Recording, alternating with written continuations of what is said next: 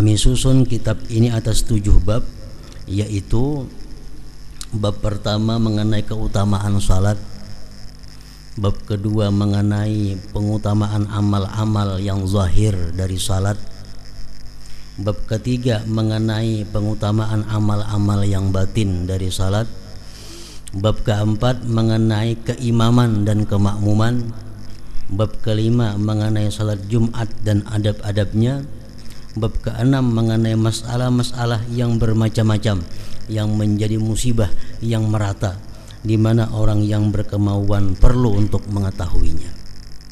Bab ketujuh mengenai sunat-sunat dan lainnya.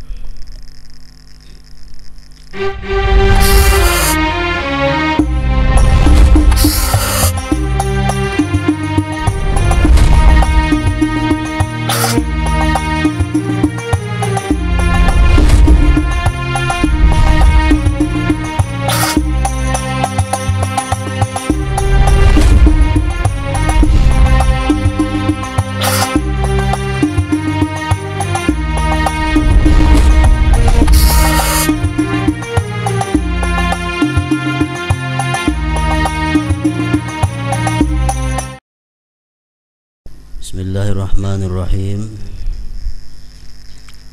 Alhamdulillahilladzi ghamara al-ibada biladhaifihi wa ammara qulubahum bi anwarid dini wa wadhaifihi allati tanzilu an arsil jalali ila sama'id dunya min darajatir rahmati ihda awatifihi فارق الملوك مع التفرد بالجلال والكبرياء بترغيب الخلق بالسؤال والدعاء وقال هل من داع فأستجيب له وهل من مستغفر فأغفر له وباين السلاطين بفتح الباب ورفع الحجاب فرخص للعباد في المناجاة بالصلوات كيفما تقلب بهم الحالات بالجماعة والخلوات ولم يقتصر على الرخصة بل تلطف بالترغيب والدعوة وغيره من ضعفاء الملوك لا يسمعه بالخلوة إلا بعد تقديم الهدية والرشوة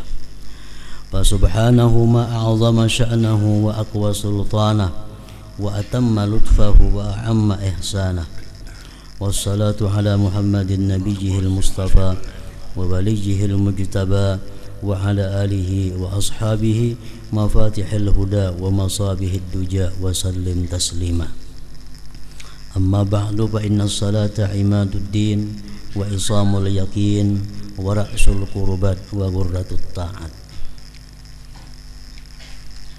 Dengan nama Allah yang Maha Pemurah lagi Maha Penyayang. Segala puji bagi Allah yang meliputi hamba-hambanya dengan balas kasih-Nya dan meramaikan hati mereka dengan cahaya dan tugas-tugas agama.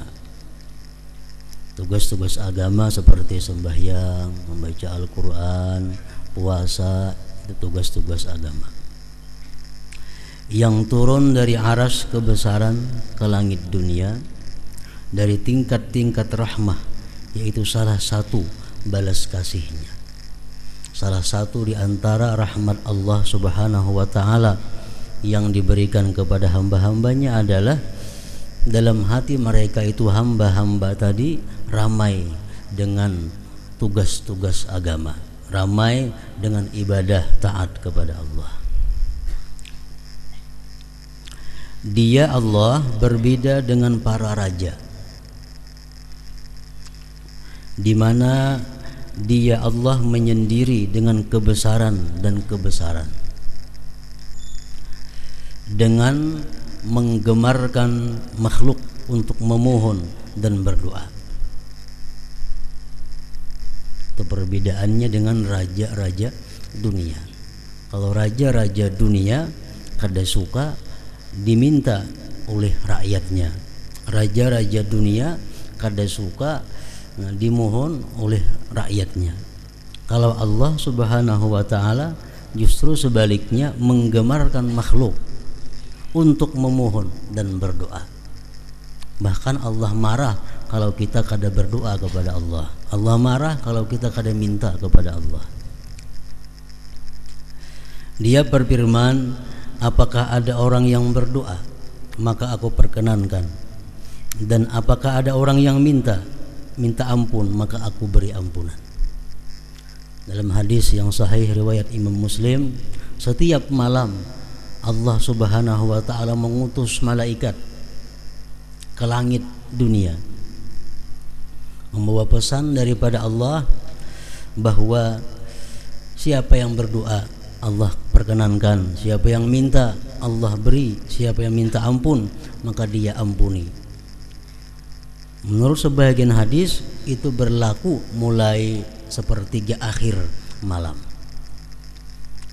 Ada yang mengatakan mulai sepertiga awal malam. Jadi artinya kalau sepertiga awal malam mulai pukul 10 kurang lebih Allah Subhanahu wa taala sudah menawarkan kebaikannya, menawarkan kemurahannya kepada hamba-hambanya yang minta ampun, diampuni, yang minta sesuatu diberi. Sampai terbit fajar. Setiap malam yang demikian itu Allah menawarkan tadi. Dia berbeda dengan para sultan dengan membuka pintu dan mengangkat tirai. Maka dia memberi kemurahan bagi hamba-hamba dalam munajat dengan salat bagaimanapun keadaan itu berubah, di dalam jamaah maupun di dalam kesunyian. Artinya Allah Subhanahu wa taala itu selalu membuka pintu rahmatnya kepada hamba-hambanya untuk bermunajat, baik secara berjamaah atau sendiri-sendiri. Dia tidak terbatas dengan kemurahan rukhsah, tetapi dengan menggemarkan dan menyerukan. Sedangkan selain dari para raja yang lemah-lemah itu tidak memberi kemurahan untuk bersunyi berada di tempat yang tidak ada orang lain kecuali setelah ia memberikan hadiah dan suap. Nah, lain hal raja-raja dunia, kalau kita hendak berpandir empat mata lawan raja dunia, kita biasa memberi sesuatu dahulu kepada raja itu agar bisa bertemu dengannya, agar bisa berdua-duaan dengannya. Maka maha sucilah dia, alangkah agung urusannya, alangkah kuat kekuasaannya, alangkah sempurna balas kasihnya, dan alangkah merata kebaikannya. Artinya merata kebaikan Allah itu bukan hanya kepada orang yang beriman, tetapi orang yang kafir pun dalam dunia ini selalu dapat kebaikan Allah Subhanahu wa ta'ala.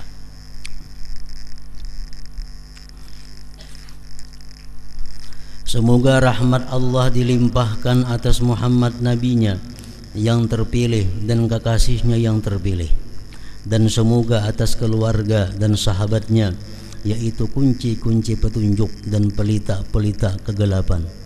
Dan semoga Allah melimpahkan kesejahteraan dengan sebenar-benar kesejahteraan atas mereka itu. Adapun sesudah itu maka salat adalah tiang agama. Salat imaduddin, tiangnya agama. Jadi artinya kalau orang itu tidak salat berarti dia tidak beragama. La salat la dina liman la salatalah. Tidak ada agama bagi orang yang tidak sembahyang. Tali keyakinan, modal pendekatan diri kepada Allah, dan sebesar-besar ketaatan. Kami telah menjelajahinya dalam pak fikih pada mazhab yang luas, sedang dan ringkas, pokok-pokok dan cabang-cabangnya, dengan berpaling dari perhatian yang banyak kepada cabang-cabangnya yang jarang dan peristiwa-peristiwanya yang menyimpang, agar menjadi perbendaharaan bagi mufti orang yang berfatwa daripadanya. Ia mencari pertolongan dan pegangan untuk berlindung dan kembali.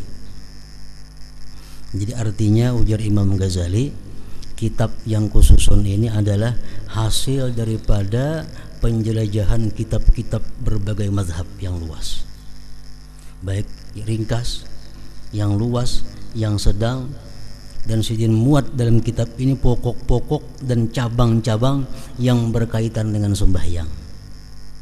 Dan beliau kadang memuat kepada masalah-masalah yang jarang terjadi, itu kada Sidin buat.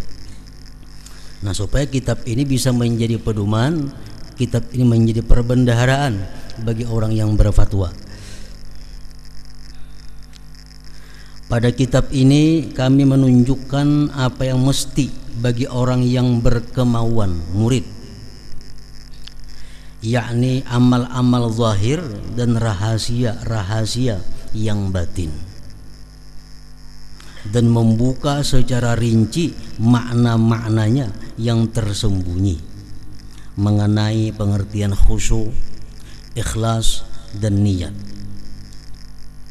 yaitu sesuatu yang tidak biasa berlaku dalam bab fikih.